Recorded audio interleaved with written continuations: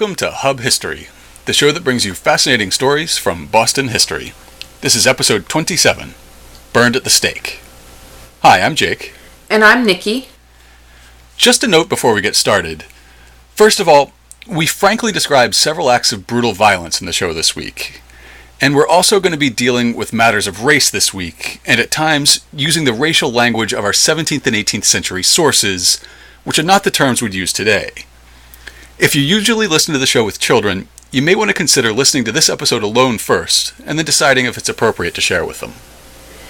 We're local history buffs and former tour guides, and it seems like everyone who comes to visit our city believes that the accused Salem witches were burned at the stake. While it's true that European witch trials sometimes ended in burning, that never happened in Massachusetts. The few women who were convicted as witches in Boston, and the 14 women and 6 men who were executed as a result of the Salem witch trials, were all hanged. All except Giles Corey, who was pressed to death when he didn't enter a plea.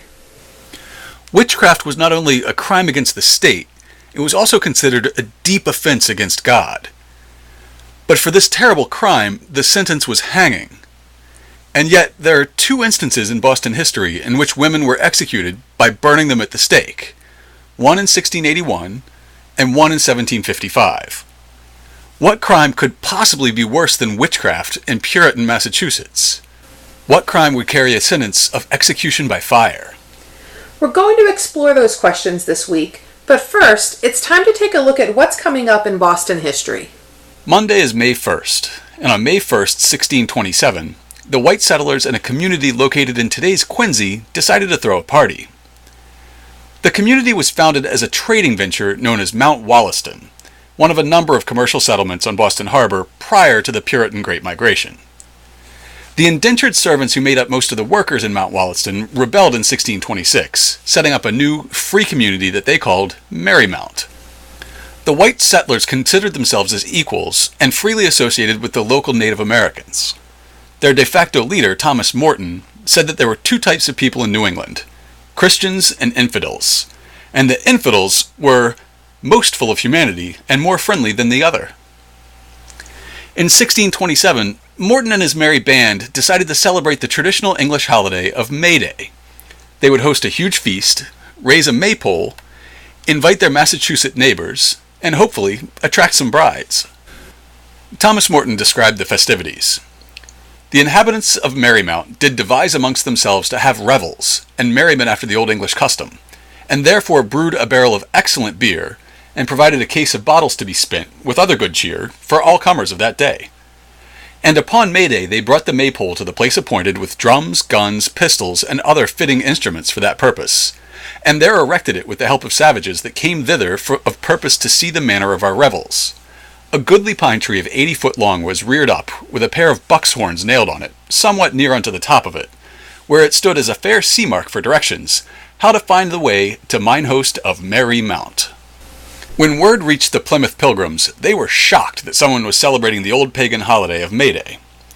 Governor William Bradford took a dim view of the party, saying, "They set up a maypole, drinking and dancing about it many days together, inviting the Indian women for their consorts, dancing and frisking together like so many fairies, or furies rather, and worse practices, as if they had anew revived and celebrated the feasts of the Roman goddess Flora, or the beastly practices of the mad Bacchanalians."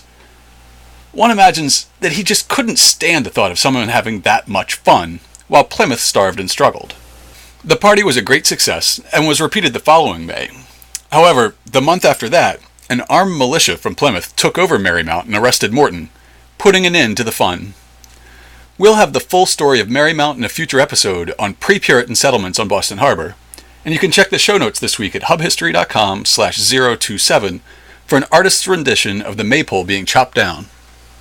For a different perspective on the early siege of Boston, here is a letter written on May 2nd, 1777, by the wife of a British soldier who had been captured during the march on Concord and Lexington. Loving brothers and sisters, the 19th of April the engagement happened, and my husband was wounded and taken prisoner.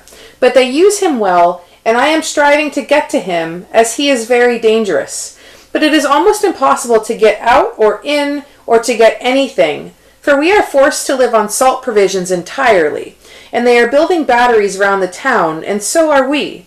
For we are expecting them to storm us, and are expecting more troops every day. My husband is now lying in one of their hospitals, at a place called Cambridge, and there are now 40 or 50,000 of them gathered together, and we are not 4,000 at most. It is very troublesome times, for we are expecting the town to be burnt down every day, and I believe we are sold, and I hear my husband's leg is broke, and my heart is broke. Wednesday is May 3rd. On May 3rd, 1962, the design for Boston's new City Hall was unveiled. The city government had long ago outgrown the building we now know as Old City Hall on School Street, but there was little agreement about what should replace it. The historic but struggling Scollay Square neighborhood would be leveled to make way for, well, something. Some designs pictured a very bland office block. One looked like an upturned rowboat, and one looked like a graceful reimagining of the Roman Colosseum. So of course, the winning design was a triumph of brutalist architecture, a tall, imposing structure of angles and poured concrete. After the formal unveiling, a model of the new City Hall went on display at Boston's Museum of Fine Arts. A headline in the Boston Globe said, "It will grow on you, 3 architects predict." 55 years later, I can confidently tell you, it did not. On May 4th, 1775, a worried Tory father wrote to his sons in Freetown from Boston. Thomas Gilbert was a native of Massachusetts, had served in King George's War, in the French and Indian War, and would go on to serve on the British side in the Revolution, before being exiled to Nova Scotia with his family at the end of the war. On the 27th of April, I left the ship, took passage on board a packet sloop on the 1st instant, in health arrived here, where I expect to stay till the rebels are subdued, which I believe will not be long first, as the ships and troops are daily expected. My greatest fears are, you will be seduced or compelled to take arms with these deluded people. Dear sons, if those wicked sinners the rebels entice you, believe them not, but die by the sword rather than be hanged as rebels, which will certainly be your fate sooner or later if you join them, or be killed in battle, and will be no more than you deserve. Friday is May 5th. Back in the early 20th century, the Boston Americans, precursor to today's Red Sox, played at the Huntington Avenue grounds. Home plate was on today's Northeastern University campus, and on May 5th, 1904, the Americans faced off in a home game against the Philadelphia Athletics. The Athletics pitcher had embarrassed Boston in 2 previous games, and had been taunting the team in the papers leading up to their May 5th game. This game would be different. Cy Young was pitching for Boston, and he pitched the first perfect game in modern baseball history. Now, I'm not a sports ball fan, but a perfect game is when a pitcher doesn't allow a single opposing player to get on base. No hits, no walks, no struck batters, nothing. To date, there have only been 21 perfect games in the Major League. Young set a number of pitching records in his career, and some still stand, including the most wins by any pitcher. The year after he died, the Cy Young Award was introduced to honor the best pitchers in the league. Today, a statue of Cy Young marks the former home of Boston baseball, just in front of Northeastern's Churchill Hall. On May 6, 1970, Mayor Kevin White announced a massive revitalization project for Faneuil Hall. Built in 1824-26 under the administration of Mayor Josiah Quincy to supplement the market space provided by Faneuil Hall, Quincy Market, actually named the Faneuil Hall Market Building, and the North and South Market Street buildings were the nation's first urban renewal project. The complex was designed by architecture Alexander Paris and built at a cost of $150,000 on what had been the town dock. The dock had become cluttered with scows selling oysters, temporary wooden sheds, rubbish and dead cats, and was considered a blighted area. The Faneuil Hall Markets project calls for the creation of a unique 6-acre historic district that will include small shops and office space, outdoor cafes, restaurants, and a pedestrian mall. It is a major effort to save one of Boston's, and the nation's, most historic and architecturally significant building complexes. Quincy Market and the Market Street buildings especially have undergone considerable exterior alteration and interior deterioration. The restoration project, using Paris's original plans and modern rehabilitation methods, will return them to their original appearance and prepare the interiors for further adaptation to modern commercial needs.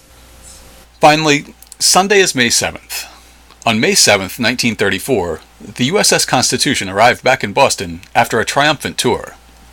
For decades, she had languished as a prison barge and as a receiving ship for recruits as they were first inducted into the Navy. Finally, in the 1920s, the nation began to recognize her value. The Navy recommissioned the ship, and schoolchildren around the nation donated pennies to pay for the restoration. She entered dry dock in 1927 and stayed until 1931, undergoing a complete overhaul. In 1931, the Constitution embarked on a grand tour of the United States. She visited 90 ports on the Atlantic, Gulf Coast, and Pacific, cruising 34,000 miles from Bar Harbor, Maine to Bellingham, Washington, and back, traversing the Panama Canal in both directions. In the show notes this week, we'll have a link to a series of scrapbooks kept by the sailors who were aboard the Constitution for that epic voyage. You can read those and notes on all this week's historical anniversaries at hubhistory.com/027. And that brings us to the series of sad stories that we want to talk about this week. Researching this episode has been depressing and at times exhausting, but we hope that you'll find it interesting. Late one night in July of 1681, 2 houses caught on fire in the sleepy village of Roxbury. First, the home of Dr. Thomas Swan, and then, a few minutes later, the home of Joshua Lamb. Both fires started near a door, not by the fireplace, and the fires were quickly determined to be the result of arson. Suspicion soon fell on an African-American woman named Maria, who was enslaved in Joshua Lamb's household. She was arrested, along with 2 enslaved men from nearby households, and imprisoned in Boston to wait for the next session of the Court of Assistance. At trial, Maria pleaded guilty to the charge of arson. She described how she carried out the crimes while her friends, Chevalier and Coffee, watched from beneath a nearby fence. First, she snuck into Dr. Swan's house and left a smoldering coal from the fireplace on a wooden floor in front of a bedroom door. The coal slowly allowed the floor to catch fire, giving Maria a chance to go on to the next house. She had to break into the Lamb household where she was enslaved because they kept the house locked at night. She managed to get the back door open and did the same thing there, using 2 wood chips to carefully hold a hot coal, which she placed in front of a bedroom door. Not only did this give her a chance to get out before the fire really caught, it also made it that much harder for the residents inside to escape, since the epicenter of the fire was at their bedroom door. It wasn't the first time that arson was used by enslaved people as an act of resistance, and it wouldn't be the last. John Winthrop's diary records the 1641 case of a Boston woman named Bridget Pierce. She had brought a collection of fine and valuable linen goods from Old England, and she had very particular instructions on how her enslaved maid should care for it. Each day, it should be newly washed and curiously folded and pressed, and so left in the parlor overnight.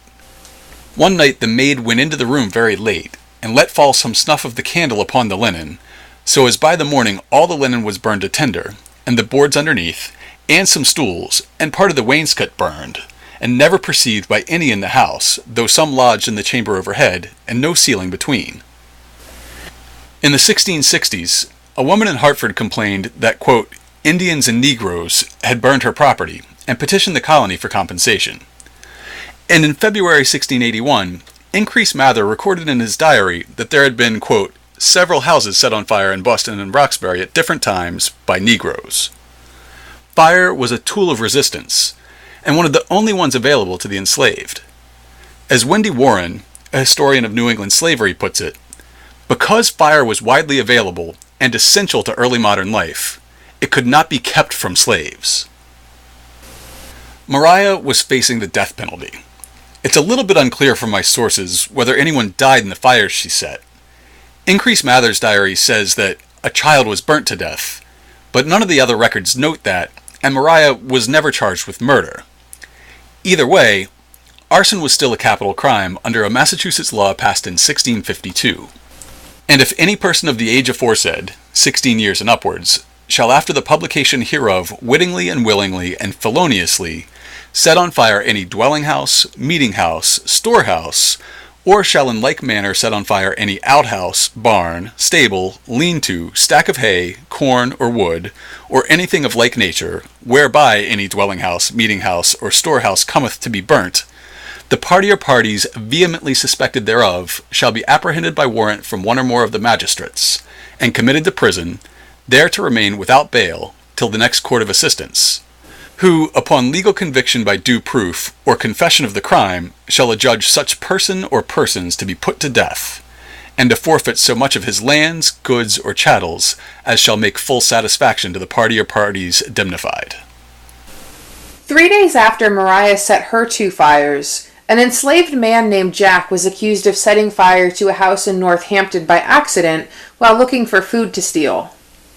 After being given 100 lashes by his owner, Samuel Wolcott, he vowed that he would hang himself if he ever got the chance.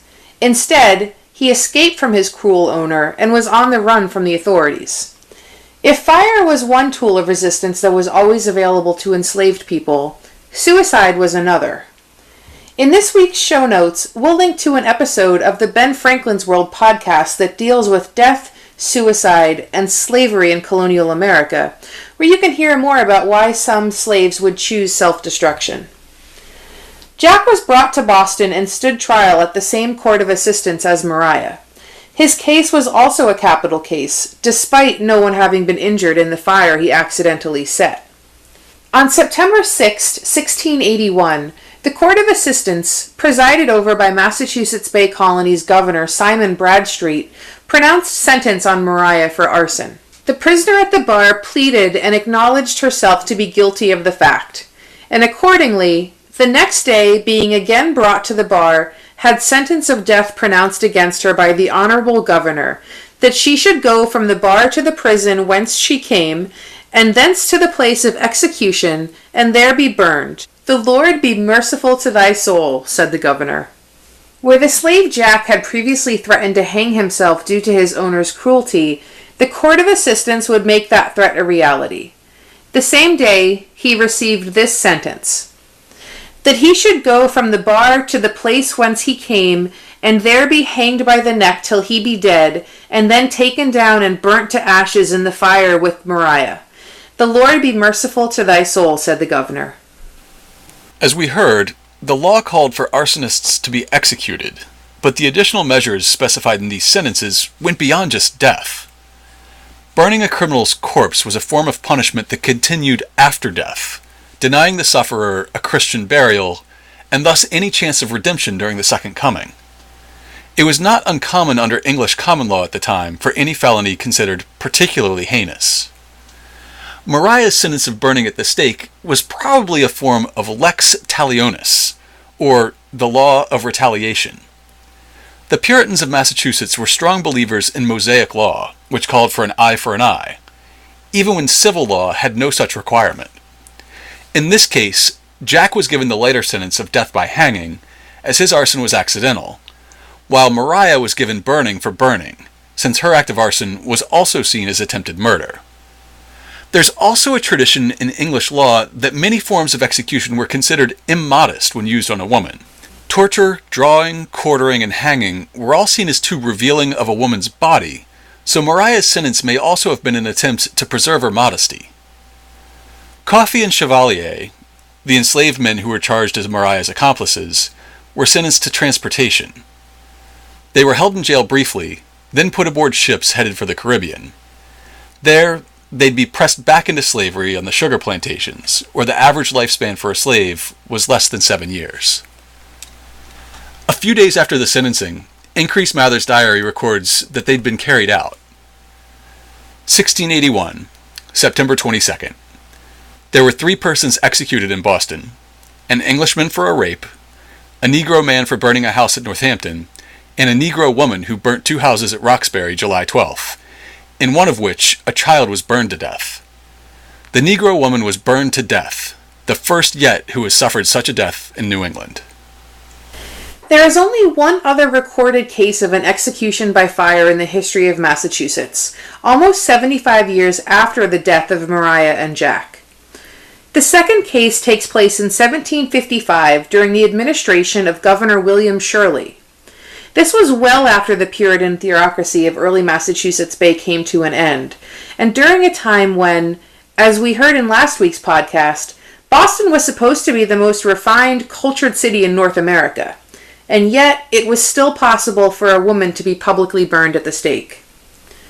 On July 1st of that year, a Charlestown resident named John Codman died. The next day, a coroner's inquest determined that he had been poisoned with arsenic, and suspicion fell on the enslaved members of his household. A man named Mark was arrested and interrogated, and he soon revealed a conspiracy to murder Codman. Mark was a literate man and had read the Bible. His scriptural study led him to believe no sin would be committed if he could end Codman's life without shedding his blood. Mark, along with enslaved women belonging to Codman named Phyllis and Phoebe, had quietly reached out to slaves in the households of 2 Boston doctors to try to acquire poisons with which they could kill their owner. One of the enslaved men they approached turned them down, while another provided a quantity of arsenic. Another enslaved man gave them a quantity of a material known in the sources as black lead. That is probably a form of lead sulfide crystals known today as galena. It may have been used in glazes by a Charlestown potter. Phoebe and Phyllis would mix small quantities of arsenic and black lead into Codman's food, sometimes serving it to him directly, and sometimes allowing his daughter to serve the tainted food.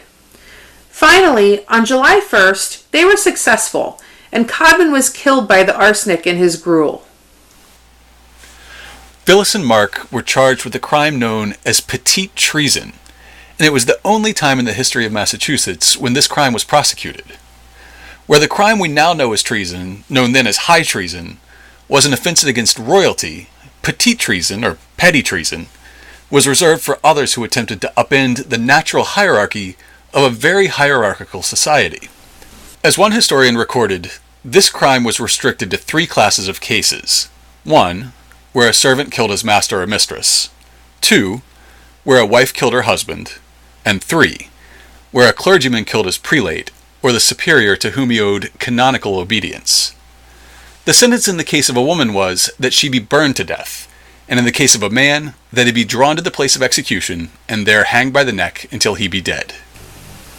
After their arraignment, the defendant stood trial in the courtroom of Stephen Sewell, who was the nephew of Samuel Sewell, the famous judge who presided over, and later apologized for, the Salem witch trials. Pages and pages of testimony from both Mark and Phyllis are preserved.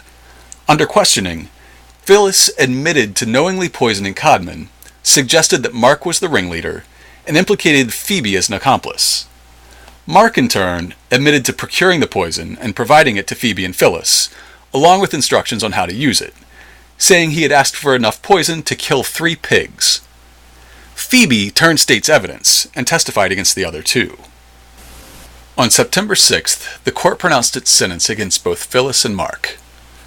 Whereas the said Phyllis and Mark at our court aforesaid were each of them convicted of the crime respectively alleged to be committed by them as aforesaid by the verdict of 12 good and lawful men of our said county, and were by the consideration of our said court adjudged to suffer the pains of death.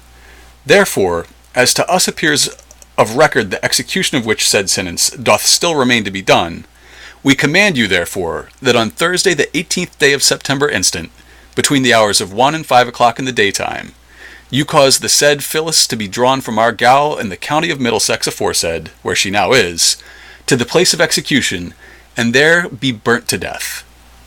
And also that on the same day, between the hours of 1 and 5 o'clock in the daytime, you cause the said Mark to be drawn from the gaol in our county of Middlesex aforesaid, where he now is, to the place of execution, and there be hanged up by the neck until he be dead. For her testimony, Phoebe was able to escape trial. Her fate's not entirely clear, but some records indicate that she was transported. That is, sent off to a brutal and likely short life in the sugar plantations of the Caribbean. The Boston Evening Post records the final end of Phyllis and Mark on September 18th, 1755. Thursday last, in the afternoon, Mark, a Negro man, and Phyllis, a Negro woman, both servants to the late Captain John Codman of Charlestown, were executed at Cambridge for poisoning their said master, as mentioned in this paper some weeks ago. The fellow was hanged, and the woman was burned at a stake about 10 yards distant from the gallows. They both confessed themselves guilty of the crime for which they suffered, acknowledged the justice of their sentence, and died very penitent. After execution, the body of Mark was brought down to Charlestown Common and hanged in chains on a gibbet erected there for that purpose. Imagine for a moment how terrible that death must be. A sturdy wooden post was driven into the ground with a pile of wood around it. Phyllis would have been led to this pyre and firmly tied to the post.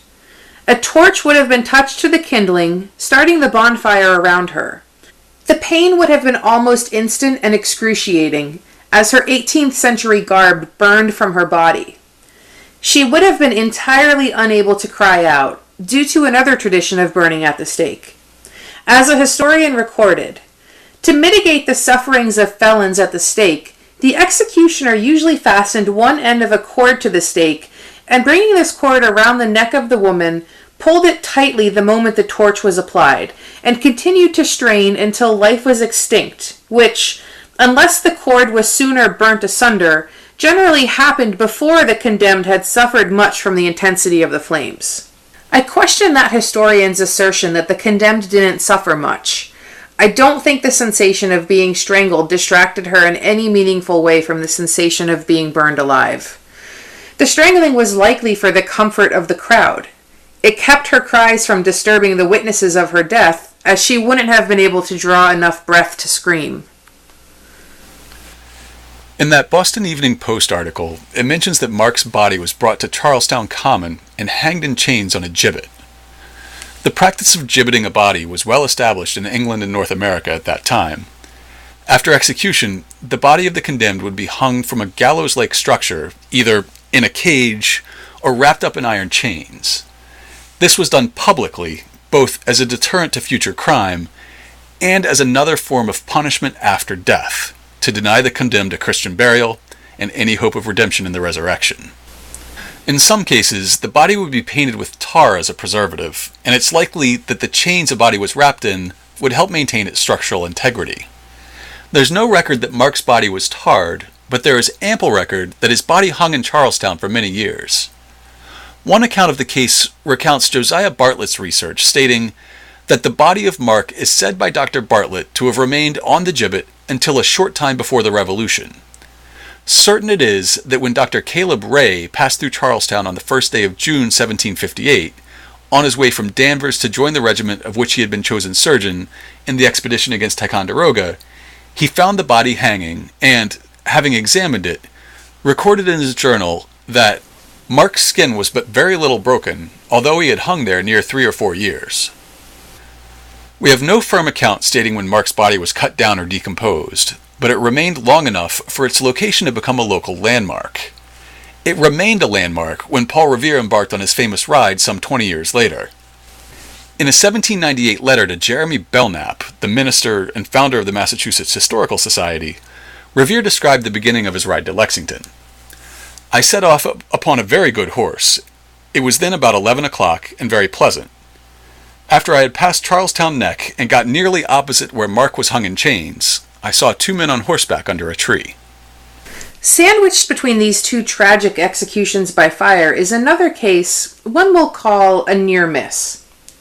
After a series of suspicious fires in March of 1723, an enslaved man named Diego was arrested.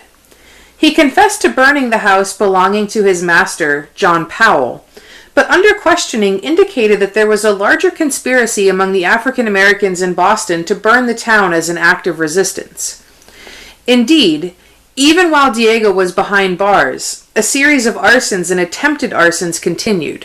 Governor Dummer issued a proclamation blaming, quote, some villainous and desperate Negroes or other dissolute people for entering into a wicked and horrid combination to burn the town. In response, the town formed a military watch to hunt for the perpetrators. In a town meeting on April 15th, Boston passed a series of restrictions against, quote, Indians, Negroes, and mulattoes, which imposed a curfew prohibiting them from assembling, from leaving their masters' houses at night, and even restricted what type of work they could do. though the town watch had been charged with apprehending, quote, Negro and mulatto servants who were out after 10 p.m. since at least 1736. Against this backdrop, some called for Diego to be burned at the stake, as Maria had been, as an imposition of Mosaic law, burning for burning. A counter-argument came from an unexpected quarter. Reverend Cotton Mather not only argued against the sentence of death by burning, he went as far as suggesting that the fires were God's retribution for the white citizens' unjust treatment of their enslaved brethren. First, the burning of the town has been threatened, and there have been many fires kindled. Our God calls us not only to thankfulness for our preservation, but also to consider what we have to do, that such a desolation by those or some other hands may be prevented. Contention, burning for burning, was required by the word of the glorious God, fulfilled by his hand. And considering by what hands the town has been so endangered, there can be nothing more seasonable and reasonable than for us to consider whether our conduct with relation to our African slaves be not one thing for which our God may have a controversy with us. Are they always treated according to the rules of humanity? And much more, Christianity, which is improved and ennobled humanity. Are they treated as those that are of one blood with us, and those that have immortal souls in them, and are not mere beasts of burden? In the end, 8 enslaved Africans and 1 white indentured servant were arrested for the 1723 arsons. 1 died in prison while awaiting trial. 5 were acquitted. There is no record of the outcome for 2, and Diego, who had confessed to the capital crime of arson, was sentenced to death. However, despite the wishes of some Bostonians, he was executed by hanging and was not burned. Though there are only the 2 recorded cases of people being executed by fire in Massachusetts, the possibility of burning at the stake hung over the heads of Massachusetts citizens, especially enslaved women, for a century. From the case of Maria, that was recorded by Increase Mather in 1681, to the close call of Diego, as pondered by his son Cotton Mather in 1723, to the sad case of Phyllis, who was burned to death in 1755. The laws regarding petite treason remained in effect until 1785, being repealed after Massachusetts adopted its constitution. That same year, Cotton Mather's son, the Reverend Samuel Mather, passed away, meaning that the law spanned 3 full generations of the Mather family. During this long era, many white people committed arson. None of them were burned to death. To learn more about the history of execution by fire in Massachusetts, check out this week's show notes at hubhistory.com/027. We'll have a link to a paper on the case of Maria presented at a meeting of the Colonial Society of Massachusetts in 1900, an article about Phyllis and Mark's case published by the Massachusetts Historical Society in 1883, and a 2014 dissertation on slavery and other forms of unfreedom in colonial Boston. We drew heavily from these 3 articles in writing this week's episode.